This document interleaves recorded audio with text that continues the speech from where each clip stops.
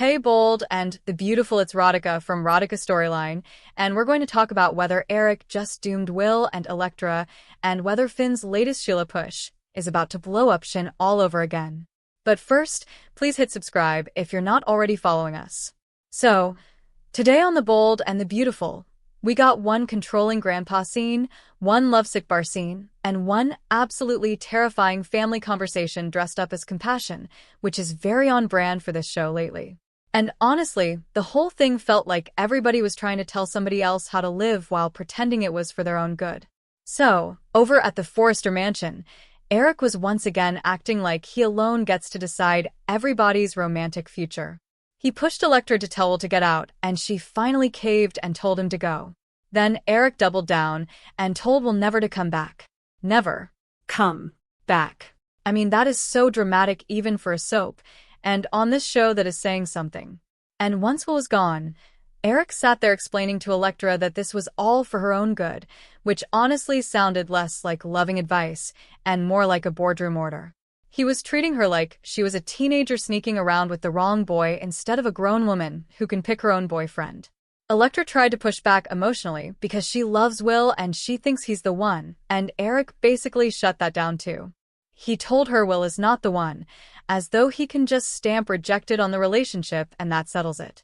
Now, I will say this, Electra looked crushed.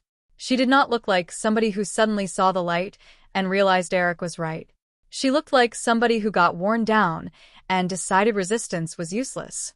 And then, after enough pressure, she started talking like the family and the company would be her only priorities.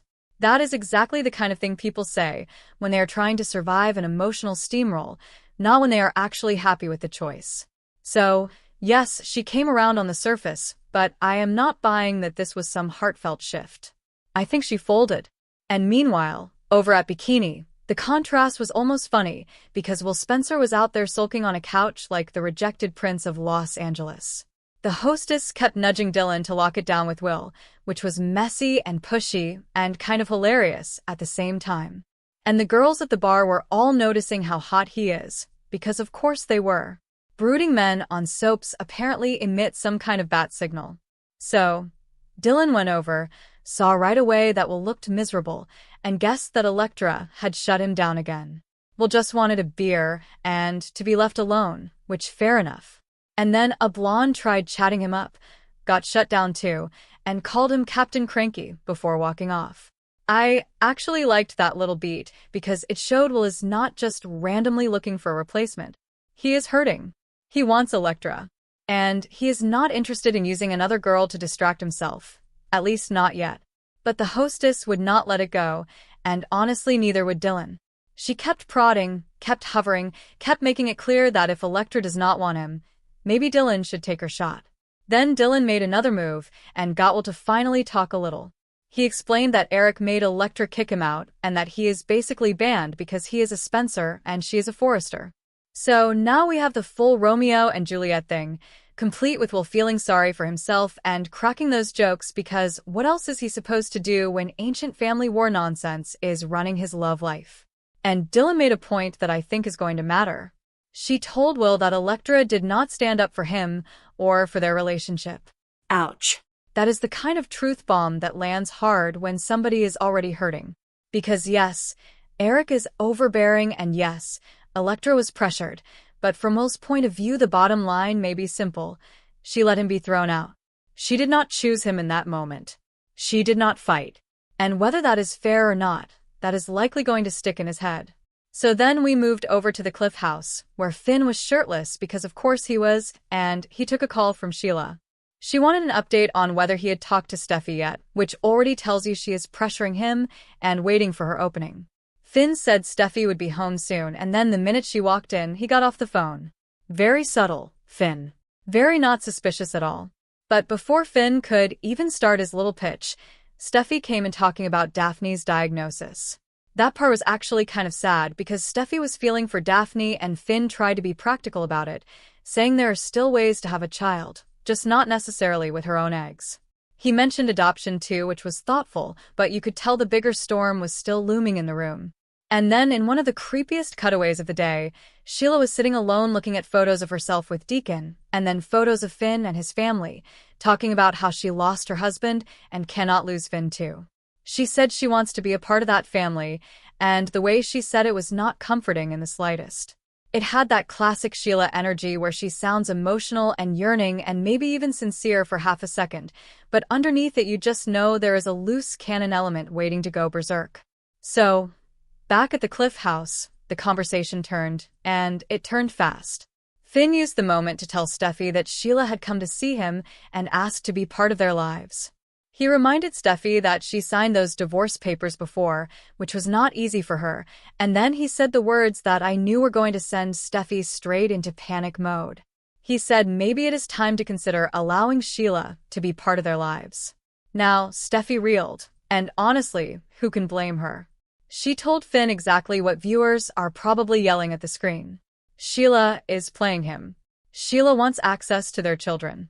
Sheila is not seeking healing out of the goodness of her heart. This is all a means to an end. And Steffy kept pressing him to understand the danger, to understand that opening the door, even a crack, is too much. She was very clear that Sheila is going after their family.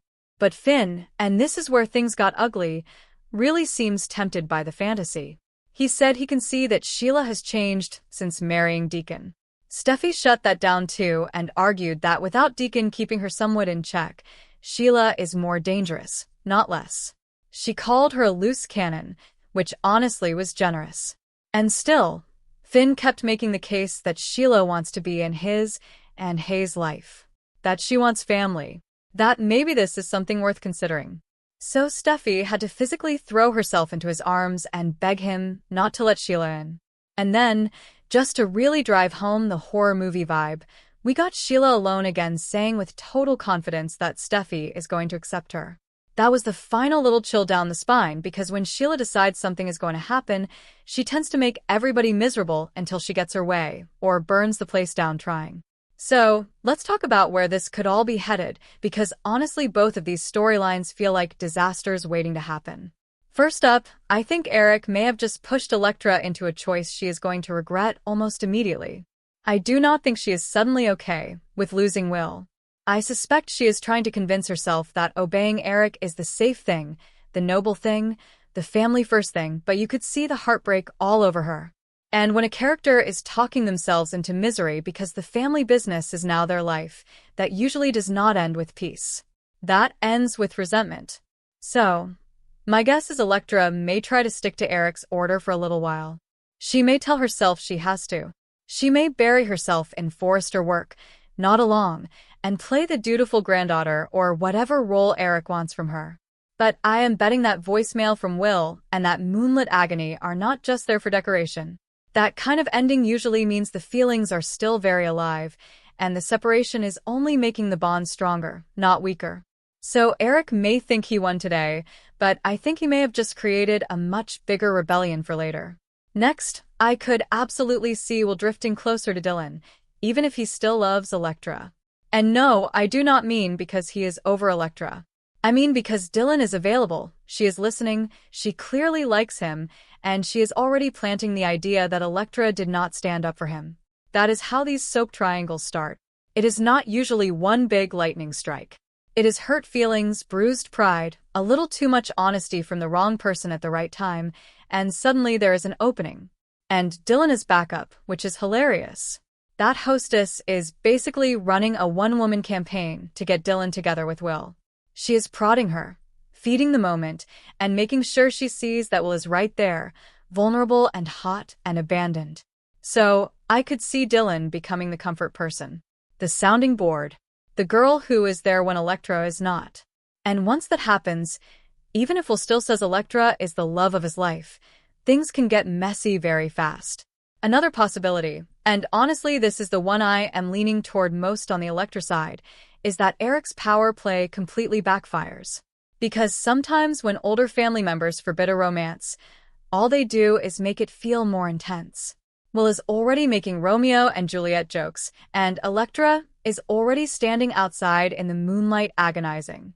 That is not the energy of two people ready to move on. That is the energy of two people who feel doomed, star-crossed, and therefore even more attached. I wonder if the next step is them sneaking around. Not because either one of them is naturally dishonest, but because Eric has made open honesty impossible.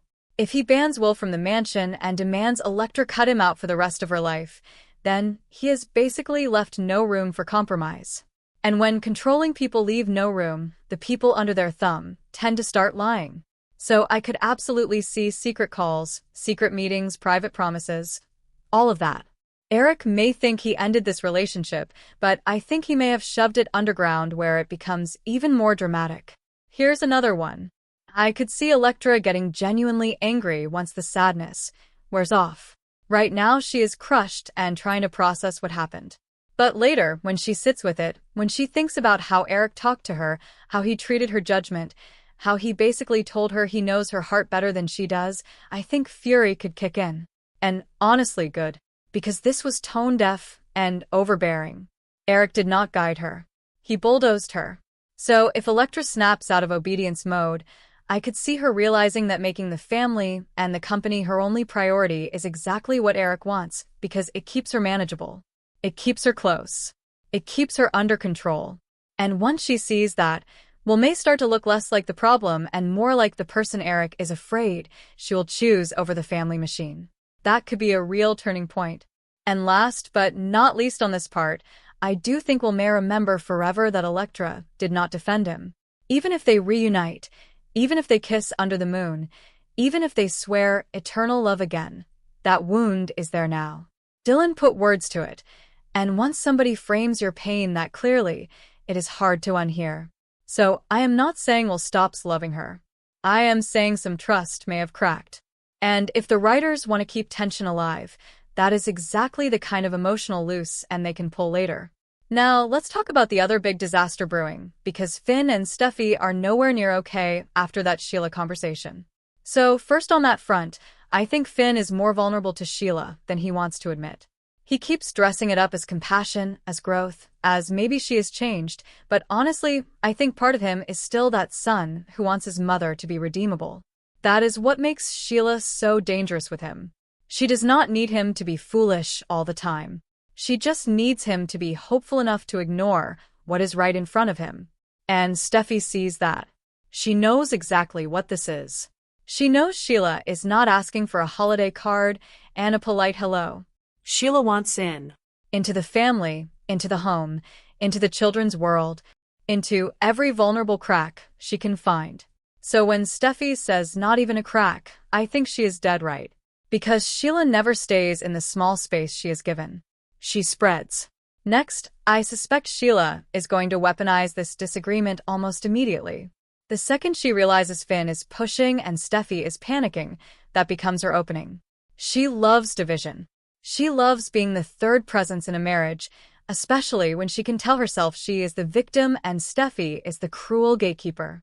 So I could see Sheila acting softer, sadder, more wounded, all while quietly letting the pressure build between Finn and Steffy. Another possibility is that Finn thinks he can manage this in some limited, controlled way. Maybe he convinces himself he can set boundaries. Maybe he thinks a supervised visit or a tiny bit of contact will prove Sheila has changed. But that would be classic soap denial. Because with Sheila there is no safe half measure. If Finn cracks that door open, even a little, I think Steffy is going to feel betrayed in a huge way, and honestly she should. And here is the part that worries me most for Shin. I think Steffy may start feeling like Finn is choosing fantasy over reality. She is telling him exactly what the risk is, exactly why she is scared, exactly what Sheila has done before, and Finn is still standing there saying maybe now is the time. That is not a small disagreement. That is a worldview clash. That is safety versus sentiment. And if Finn keeps pressing, I wonder if Steffy starts asking herself whether he will ever fully protect their family from Sheila the way she needs him to. One short thing I also want to flag is Daphne's diagnosis, because that came right before the Sheila talk, and I do not think that timing was random. Steffy came in already emotional, already thinking about motherhood, already feeling empathy and vulnerability around family and children. So for Finn to then turn around and bring up Sheila joining their lives, honestly that probably hit even harder. I could see Steffi becoming more defensive about her family, not less, because that whole conversation put her into protective mode. My personal verdict is this. Eric is not going to keep Will and Electra apart for long, and Finn is making a huge mistake by even entertaining Sheila's request. Both storylines are headed for a bigger blow-up, and I think Eric's control and Finn's soft spot are going to cause more damage than either man realizes. We'll see. Thank you for being a loyal listener. Follow us wherever you get your podcast because you don't want to miss the next episode.